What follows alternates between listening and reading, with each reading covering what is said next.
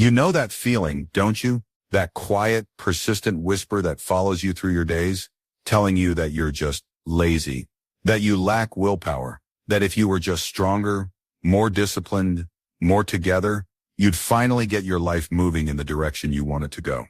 You've probably heard it so many times that you've started to believe it's true. That voice that says you're unmotivated, that you're the problem, that there's something fundamentally wrong with the way you're wired. But what if I told you that everything you've been telling yourself about your motivation is wrong? What if the reason you feel stuck isn't because you're lazy or weak or fundamentally flawed, but because you've never been taught how to connect with the deeper parts of yourself that actually drive human behavior? What if you're not unmotivated at all, but simply disconnected from your why? I want you to take a breath with me for a moment. Feel the weight of all those times you've started something with enthusiasm, only to watch that fire slowly die out. Remember the promises you made to yourself at the beginning of this year, or last year, or the year before that. The gym membership you bought, but barely used. The side project you started, but never finished. The book you meant to write, the language you wanted to learn, the relationships you intended to nurture. You felt the spark when you began, didn't you? So what happened to it? Here's what I've learned after years of watching people struggle with this exact same pattern, and after struggling with it myself. The problem isn't that you don't have motivation. The problem is that motivation, the way we've been taught to think about it, is completely backwards. We've been told that motivation is something that should just appear, like magic, when we need it. That disciplined people wake up every morning feeling energized and ready to tackle their goals. That successful people are just naturally driven in ways that you're not. But that's not how motivation works. That's not how human psychology works. And it's certainly not how lasting change happens. Real motivation isn't a feeling that strikes you like lightning. It's not a personality trait that some people have and others don't. It's not even about willpower or discipline, though those things can play a supporting role. Real motivation is connection. It's the invisible thread that links your daily actions to something deeper, something that matters to you at a level that goes beyond surface wants and shoulds and supposed tos. Think about the last time you did something difficult without having to force yourself. I'm not talking about the times you white-knuckled your way through a task because you had to. I'm talking about the times when effort felt natural, when you found yourself working late, not because you had to, but because you wanted to. When you lost track of time because you were so absorbed in what you were doing. What was different about those moments? I'll tell you what was different. In those moments, you weren't just doing something. You were expressing something. You weren't just completing a task. You were living out a piece of who you are or who you're becoming. You were connected to your why, even if you didn't realize it at the time. Your why isn't just your reason for doing something. It's not just your goal or your objective. Your why is the part of you that comes alive when you're moving towards something that matters. It's the intersection of who you are, what you care about, and what you believe is possible. And here's the thing that nobody talks about. Most people have never actually taken the time to discover what their real why is. We've been taught to motivate ourselves with external rewards and punishments. Lose weight to look good. Make money to buy things. Exercise to be healthy. Study to get good grades. Work hard to get promoted. And while these things aren't bad, they're not enough to sustain you when things get difficult. They're not enough to pull you out of bed on the mornings when everything feels heavy. They're not enough to help you push through the inevitable plateaus and setbacks that come with any meaningful change. Because here's what happens when your motivation is based on external outcomes. It becomes fragile. It depends on circumstances beyond your control. It fluctuates based on your mood, your energy level, whether you're having a good day or a bad day. It abandons you precisely when you need it most. In those moments when the path forward isn't clear, when progress feels slow, when doubt creeps in and whispers that maybe you should just give up. But when your actions are connected to your deeper why, when they're rooted in something that reflects who you are at your core, motivation becomes less like a fleeting emotion and more like a steady current. It doesn't disappear when things get hard. It doesn't abandon you when you don't see immediate results. It becomes the ground you stand on, not the weather you wait for. So let me ask you something, and I want you to really sit with this question. What would you do if you knew you couldn't fail? Not what you think you should do. Not what would make other people proud. Not what would look good on social media. What would you do if success was guaranteed and you could only follow your deepest sense of what matters? Take a moment to let that question settle, because the answer, whatever it is is probably pointing toward your why. It's pointing toward the part of you that's been waiting to be expressed. The part that gets excited about possibilities. The part that lights up when you imagine a version of your life that feels more authentic, more meaningful, more aligned with who you really are. Now, I know what some of you might be thinking. You might be saying, but I don't know what my why is. I don't have some grand purpose or calling. I'm just trying to get through each day and maybe improve my life a little bit. And if that's you, I want you to know that your why doesn't have to be grandiose. It doesn't have to be about changing the world or leaving a legacy. Your why can be as simple as wanting to feel proud of how you spend your time. It can be about wanting to be someone your children look up to. It can be about wanting to experience what it feels like to keep a promise to yourself. Your why can be about curiosity, about wanting to see what you're capable of, about wanting to honor the part of you that believes you deserve better, about wanting to prove to yourself that you can create change, that you have more agency in your life than you sometimes feel. Your why can be about love, about service, about creativity, about growth, about peace, about adventure, about connection. It can be about healing something that's been broken or building something that's never existed. The point isn't that your why has to be perfect or profound. The point is that it has to be yours. It has to come from the part of you that knows what matters, even when the rest of you feels confused or stuck or uncertain about the path forward. And here's something else that nobody talks about. Your why might change over time. And that's not just okay, it's natural. The person you are today might be motivated by different things than the person you were 5 years ago, or the person you'll be 5 years from now. Your why isn't set in stone. It's not a decision you make once and then never revisit. It's a relationship you develop with yourself, a conversation you keep having as you grow and change and learn more about who you are and what you want your life to be about. But here's where most people get stuck. They think that once they identify their why, the motivation will just automatically follow. They think that clarity about purpose will translate into effortless action.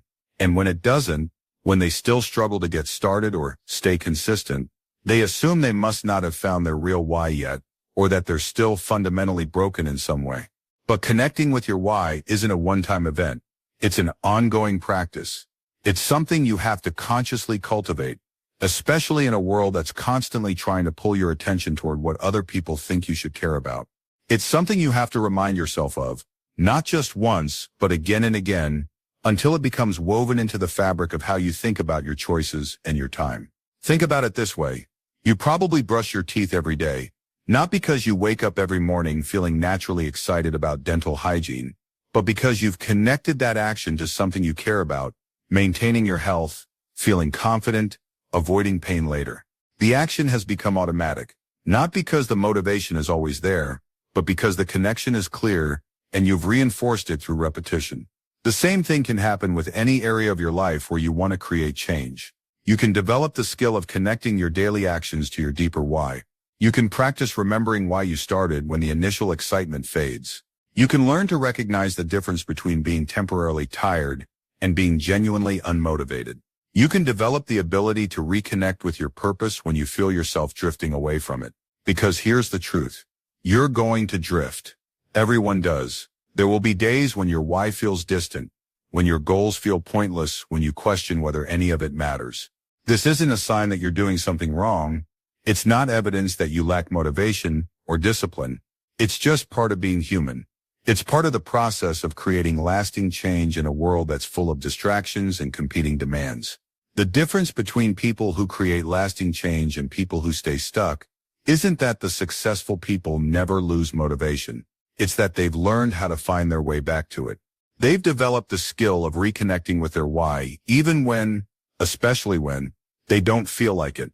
So how do you develop this skill? How do you move from knowing intellectually that you need to connect with your why to actually living from that connection on a daily basis? It starts with getting honest about what you actually care about, not what you think you should care about. It starts with paying attention to the moments when you feel most alive, most engaged, most like yourself. It starts with noticing what makes you angry, what breaks your heart, what fills you with hope, because your why is often hiding in those emotional responses, in the things that move you before you have time to think about whether they should. It starts with asking yourself different questions. Instead of what do I want to achieve, ask who do I want to become. Instead of what will make me successful, Ask what will make me feel proud of how I've spent my time. Instead of what should I do, ask what feels most aligned with who I am at my core.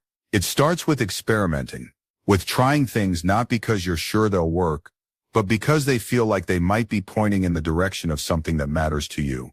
With giving yourself permission to be interested in things that don't make perfect sense, to be drawn to paths that don't have guaranteed outcomes, to care about things that other people might not understand. And it starts with practicing connection, with setting aside time, even just a few minutes each day, to remember why you're doing what you're doing, with creating rituals that help you reconnect with your deeper purposes when you feel yourself running on empty, with being intentional about the stories you tell yourself about your goals and your actions and your potential. Because here's what I've learned. Motivation isn't something that happens to you. It's something you create. It's not a feeling you wait for. It's a practice you cultivate. It's not about finding your one true calling and then riding that wave of inspiration forever. It's about learning to connect with the parts of yourself that care, that dream, that hope, that believe in the possibility of something better. And the beautiful thing is that this skill, once developed, doesn't just apply to one area of your life. Once you learn how to connect with your why, once you develop the ability to find meaning in your actions and purpose in your choices, everything else becomes easier. Not because the work itself becomes effortless, but because you're no longer fighting against yourself. You're no longer trying to force yourself to care about things that don't matter to you. You're no longer operating from a place of should and supposed to and have to.